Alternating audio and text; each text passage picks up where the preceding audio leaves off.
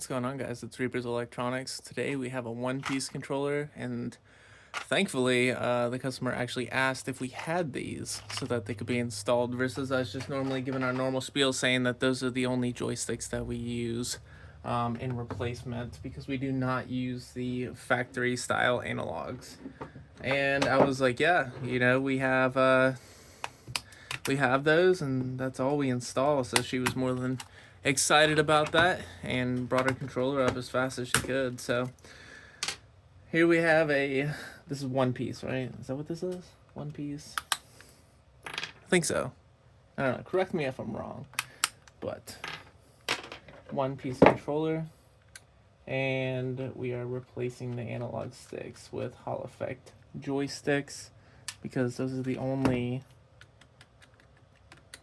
analogs that we use. And we also only work on PS5 controllers. And on top of that, we only do stick drift for PS5 controllers.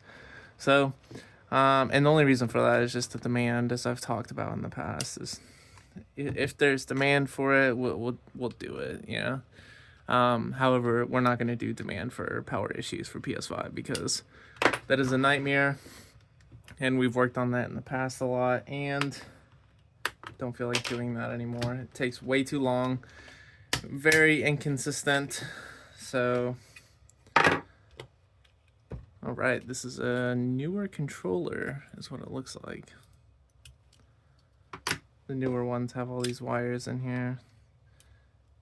In order to remember how they go in order, just remember the first letter of each one of the colors. YGBR.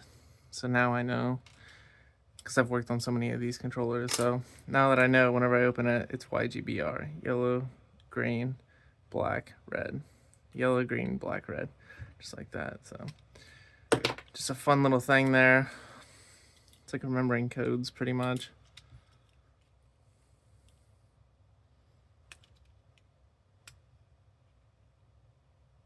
Sometimes this one's hard to get out. It doesn't help that they only give you like a little piece of a tab to grab onto. There we go. All right.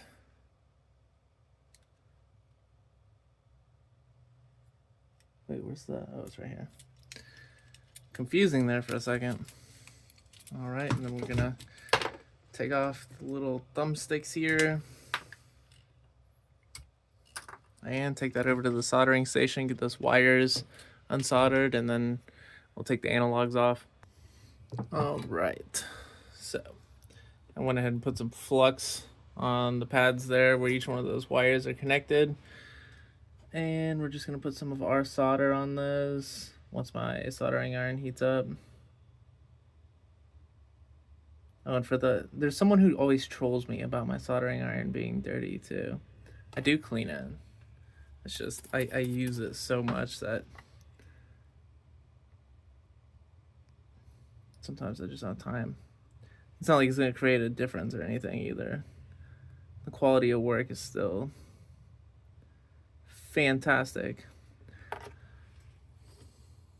However, if you try to use a soldering iron when it's dirty to clean like pads and stuff, like on HDMI ports, it's going to leave a bunch of gunk on it, and that'll cause problems. But as long as you have a clean spot somewhere on the soldering iron, it doesn't cause any issues.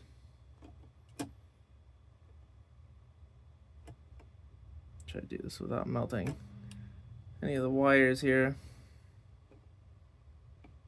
Wow, there's like no solder on these pads. It's kind of strange. All right, so now we got each one of those wires unsoldered. You can take out the board like so. There's a hair in there. Yuck. Ugh. And we can go ahead and start to remove the analogs. All right, so got one of the analogs removed. Now I'm just gonna do it to the other one once the board cools down a little bit.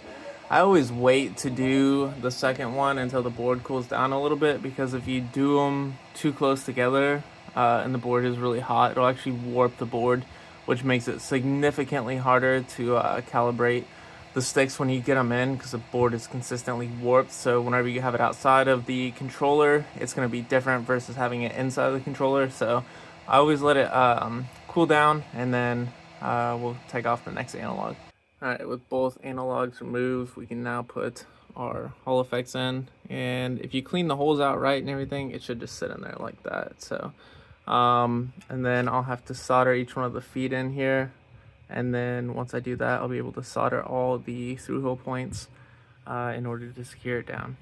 Alright, so you can see that I soldered all the feet down first, which are these 4 here, and I'm going to do all of the other pins.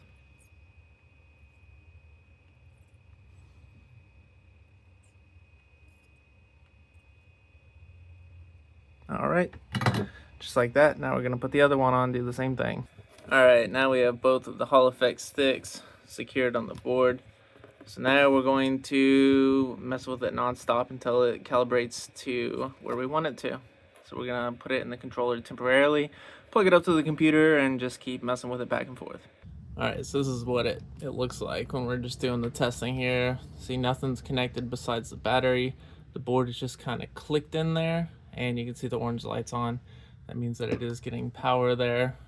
And we can see here, so this is the left x-axis and the left y-axis, right x-axis and right y-axis, which are also right here. These are very useful in showing you clicks. Click up and click down, click left and click right. So we know that it's too close to 0.1, so I don't like that. You can see that it kind of like twitched there. That means that it's sort of registering. So we need to get that down as far away from possible, from 0.1 as we can get it. All right, so now I'm going to show you if we want this to move up on the y-axis. On the left one here, we just stick something in there, tilt the stick back, and then push forward, and it'll click a little bit. And when it clicks, so there's 2 ways of doing this. There's like a fine-tuning way, which is like pulling the stick back a little bit and then kind of pushing it forward. And then there's like really clicking it back, let it go, and then push it forward, and it like clicks harder.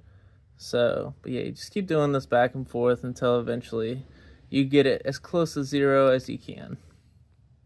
All right, so after finagling with these for the last probably like 3 to 5 minutes, this is the calibration that we're getting here, which is fantastic. I mean, especially all of these ones here. That one's not even anything to worry about, because that's still, I try to always get it below 0.035, but we still haven't put it in the controller yet. That may change it, so now we're gonna try putting it in the controller and see if it changes. All right, so we have it inside the controller here, and actually the residual numbers are better than before. So this controller is good to go. We just need to put it back together, and I know the customer will be extremely happy. So thanks for watching.